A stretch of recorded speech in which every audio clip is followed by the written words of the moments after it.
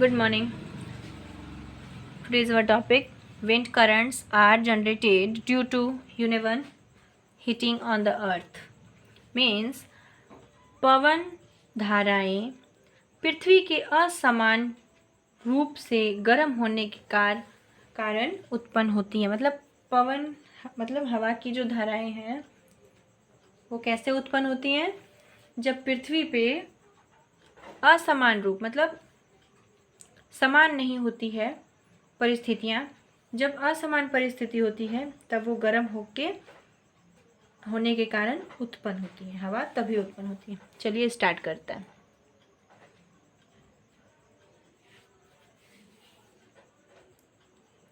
A uneven heating between the equator and the poles.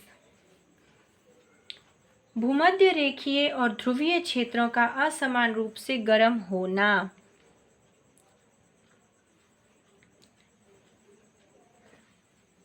You might have learned in geography that regions close to the equator get maximum heat from the sun.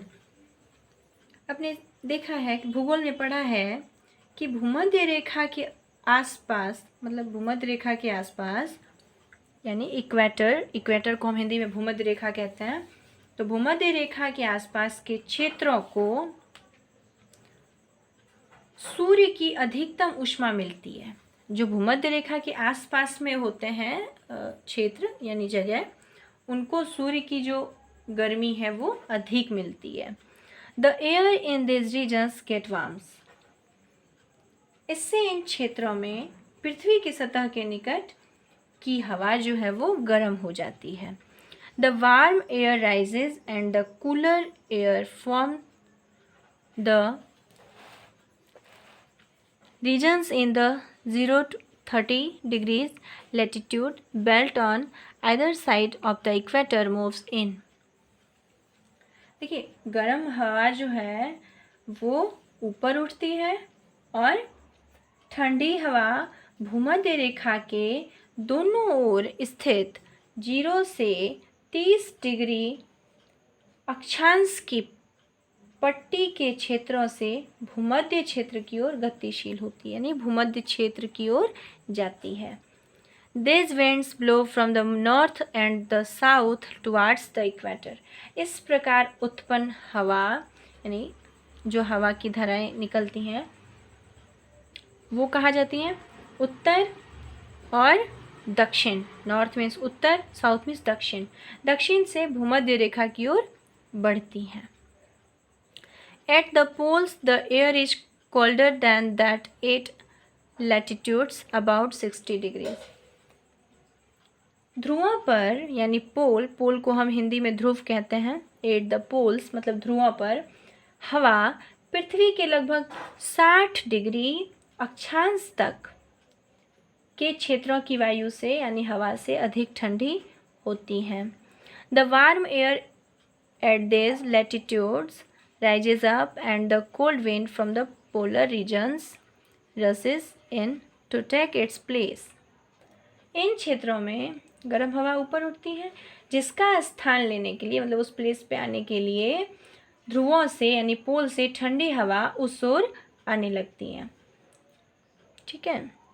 In this way wind circulation is set up from the poles to the warmer latitudes as shown in figure 8.8। इस प्रकार हवा का प्रवाह यानी वेग ध्रुवों से अपेक्षाकृत अधिक गर्म क्षेत्रों की ओर होता रहता है, जैसा कि फिगर 8.8 में दिखाया गया है।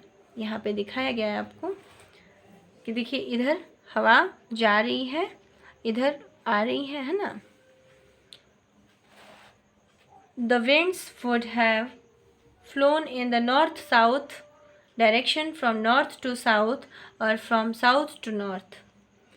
हवा के फ्लो मीन्स प्रवाह, हवा के प्रवाह की दिशा यानी डायरेक्शन उत्तर दक्षिण दिशा में उत्तर से दक्षिण की ओर अथवा दक्षिण से उत्तर की ओर होती है। A change in direction is however caused by the rotation of the earth।